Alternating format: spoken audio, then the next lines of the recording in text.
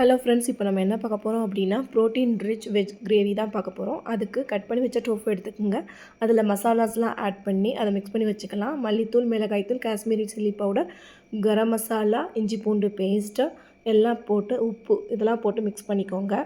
இதை ஒரு ஓரமாக எடுத்து வச்சுக்கலாம். அடுத்து காலிஃப்ளவரை பாயில் பண்ணி வச்சுக்கலாம். சுடுதண்ணியில் போட்டு உப்பு போட்டு பாயில் பண்ணி வச்சுக்கலாம். மிக்ஸ் பண்ணி வச்ச டோஃபுவை டோஸ்ட் பண்ணிவிட்டு ஒரு பேன் வச்சுக்கலாம். அதில் ஆயில் போட்டு பட்டை வகைகள், பட்டை, கிராம்பு, ஏலக்காய், அன்னாசி பூ இதெல்லாம் போட்டுட்டு 2 ஆனியன்ஸ் போட்டு அதை கொஞ்சம் வதக்கிக்கலாம். கருவேப்பிலை, அடுத்து 1 டேபிள் ஸ்பூன் ஆஃப் இஞ்சி போட்டுக்கலாம். அதில் ராஸ்மல் போகிற வரைக்கும் வதக்கிங்க.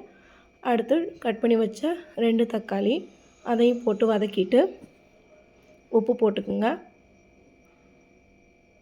இப்போ மூடி போட்டு மூடி வச்சுக்கலாம். தேவைக்கேற்ப சில்லி ஆட் பண்ணிக்கோங்க.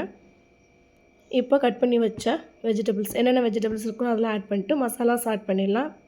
மஞ்சள் தூள், மிளகாய்த்தூள், காஷ்மீரி சில்லி பவுடர், கரம் மசாலா, முருங்கைக்கீரை பவுடர் என்கிட்ட இருக்குது. ஸோ அதனால் அதை கொஞ்சம் ஆட் பண்ணிக்கிறேன். இப்போ தேவையான அளவு தண்ணி ஊற்றி வெஜிடபிள்ஸ்லாம் வேகிறதுக்கு மூடி போட்டு வேக வச்சுக்கலாம் ஒரு 5 மினிட்ஸ். இதுக்கு இடையில் கடலை மாவு எடுத்து 1 டேபிள் ஸ்பூன் கடலை மாவு எடுத்து அதில் தண்ணி மிக்ஸ் பண்ணி அதை நம்ம ஒரு லிக்விட் கன்சிஸ்டன்சியில் மேக் பண்ணி வச்சுக்கலாம். இப்போ நம்ம அந்த டோஃபுவை போட்டுடலாம். டோஸ்ட் பண்ணி வச்ச டோஃபு போட்டுட்டு அடுத்து அந்த கடலை மாவு தண்ணியும் மிக்ஸ் பண்ணிவிட்டு ஒரு 5 மினிட்ஸ் விட்டோம் அப்படின்னா நமக்கு டேஸ்டியான கறி டோஃபு வெஜ் கிரேவி ரெடி ஆயிரும். இது ரொம்ப ரொம்ப ஹெல்த்தியானது, ப்ரோட்டீன் ரிச். ஸோ இதை நீங்கள் வாரத்தில் அடிக்கடி எடுத்துக்கிட்டிங்கன்னா ரொம்ப ஹெல்த்தியாக இருக்கலாம்.